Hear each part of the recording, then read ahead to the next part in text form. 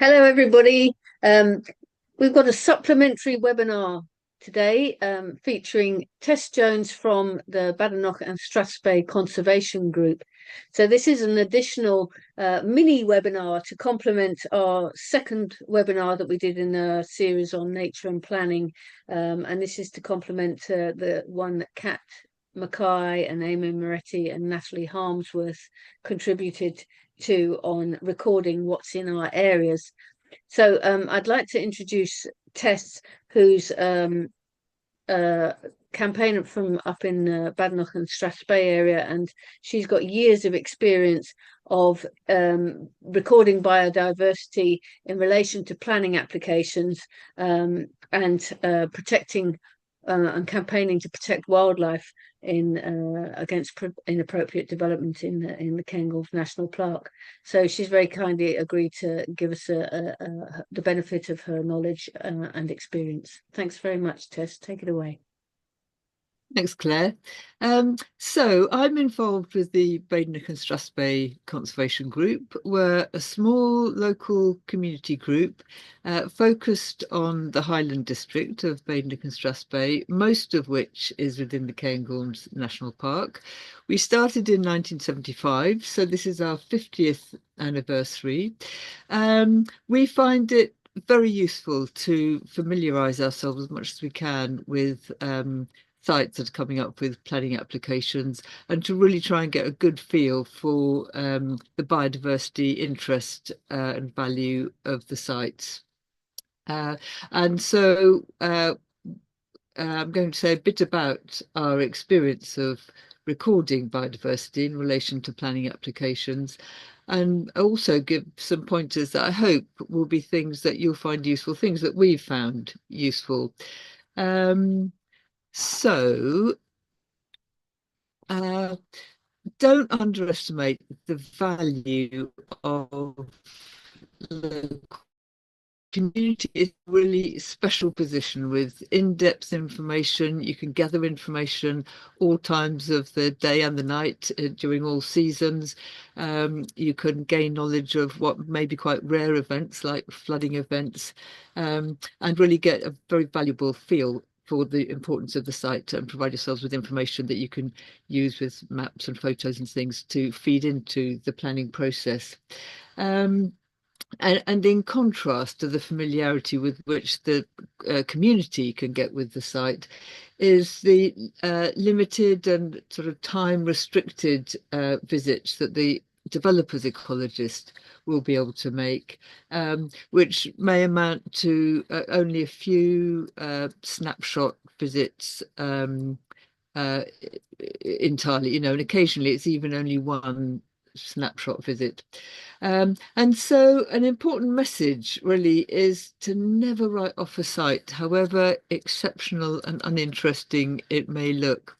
So with these pictures here, the bottom left is an ancient woodland site that we had no idea was so rich until we started looking. And then over many years actually of looking, we've found it's got very interesting fungi, very interesting flowering plants, including things like twin flower, very important invertebrates. And the same goes for the picture on the bottom right. That's a grassland site with tents in the background and the field gentian, one of the specialities of it, in the foreground. And this again, very rich in grassland fungi, very rich in flowers, and also has important invertebrates. The middle picture showing someone looking at a narrow-headed ant's nest. So really value the importance of local knowledge. If you got an opportunity to do camera trapping and perhaps sound recording, again, very valuable and can really reveal information that you won't get necessarily from any other sources. The red squirrel drinking at a small watercourse, and then the same camera trap. We also got this water shrew. That's a blurry image on the right and a picture of one, so you can see what you're meant to be looking at. But why I mentioned the water shrew is that you're very, very unlikely to ever come across a water shrew in, in the wild without a camera trap. So that was a really valuable record for us. So when we started looking at these sites, we didn't appreciate how valuable they would be. Roadkills, obviously sad. This is an otter, but again, they too can be very revealing about where wildlife is. So, for example, we've come across an otter, dead otter on the A9 major road, quite away from any watercourse. And it's always worth bearing in mind that otters can travel long distances and can cross between watersheds, cross between river catchments. Um, so again, they can provide useful information. Local expertise is invaluable. This is the extremely rare find that Stuart made of green shield moss and also, in fact, brown shield moss. These are both uh, rare species. They're extremely small, so they're very difficult to find, but they're actually relatively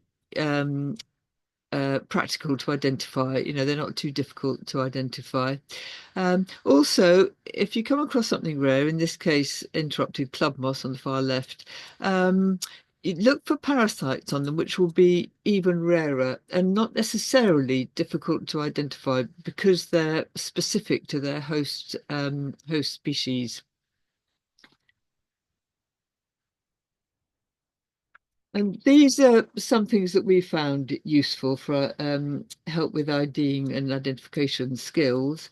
The Biological Recording Company provides learning and training on Zoom. It's often free. It covers a very wide range of topics, so very well worth looking up and seeing what they've got available. Stephen Falk has a very useful Flickr site.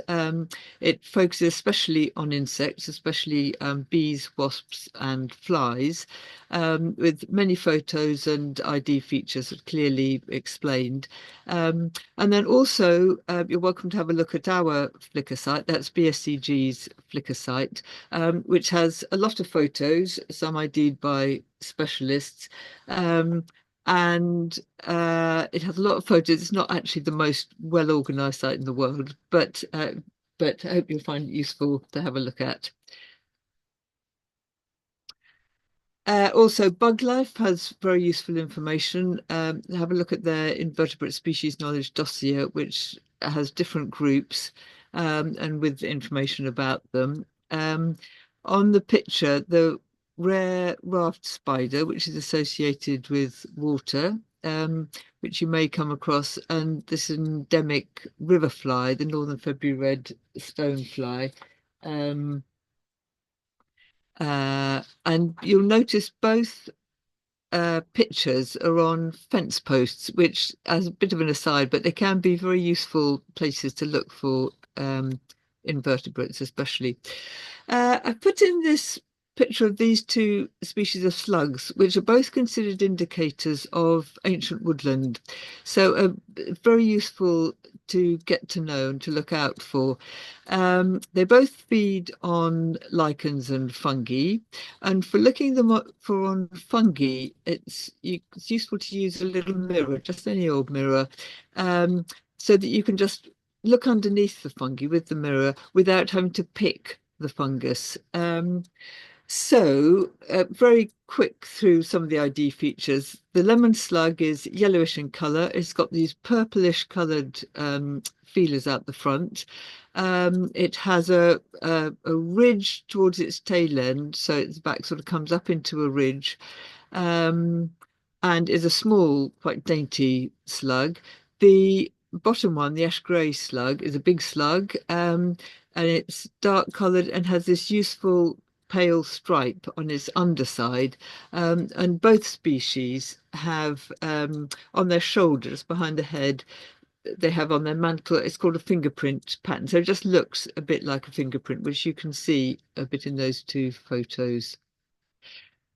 Fungi are particularly ecologically important, but they're difficult to survey because they only appear erratically. They don't appear every year by any means, although they can reappear in the same place. So they're challenging to survey. It typically requires certainly more than 1 year, sometimes several years, to get a feel for the variety of fungi that are present on the site. Here we've got some grassland fungi on the right-hand side, and at the bottom, the two left-hand ones, these are tooth fungi, which are both of these groups of fungi, are particularly special fungi to find. Many species need several habitats, and connectivity between their habitats that they require is vitally important. So, for example, dragonflies, newt toads, amphibians have aquatic habitats for the young stages, whereas they need land-based habitats for the adults. Most water beetles, obviously they live in the water, but they pupate on nearby soft areas on land. Brown hares, as well as grasslands, where we think of them mainly, they also use woodland where they can get much more shelter from the weather. Bats moving between their hibernation site and their foraging sites. And hedgehogs obviously need different areas for spending the summer and then again for hibernation during the winter. So connectivity, a very important feature of that. And then this is my last slide, and this is to illustrate that same point of the difference in habitats, and in this case, flowers specifically, over the whole season. This is taking an example of the mountain bumblebee, also known as a Blaeberry or bilberry bumblebee. And in the first picture, you can see one on a Blaeberry flower. This is quite an early flowering flower, an early flower for providing pollen and nectar. And when the queen emerges from her overwintering site, which might be, for example, a mouse hole, she may visit early flowering willows at a riverside, for example, or Blaeberry plants in heathland and woodland, and also mountain bumblebees are important pollinators for Blaeberry as well. They're moving to the right. As the summer progresses, the workers may be feeding on, for example, clover, or bottom left on birdfoot trefoil, and this will be on a grassland site. And then moving to the bottom right, towards the end of the summer, the males may be feeding, for example, on heathers or on moorland, or on devil's bit scabious on the sort of grassland areas. So that's it. I hope that's been helpful. And just keep on looking. Thanks, Claire.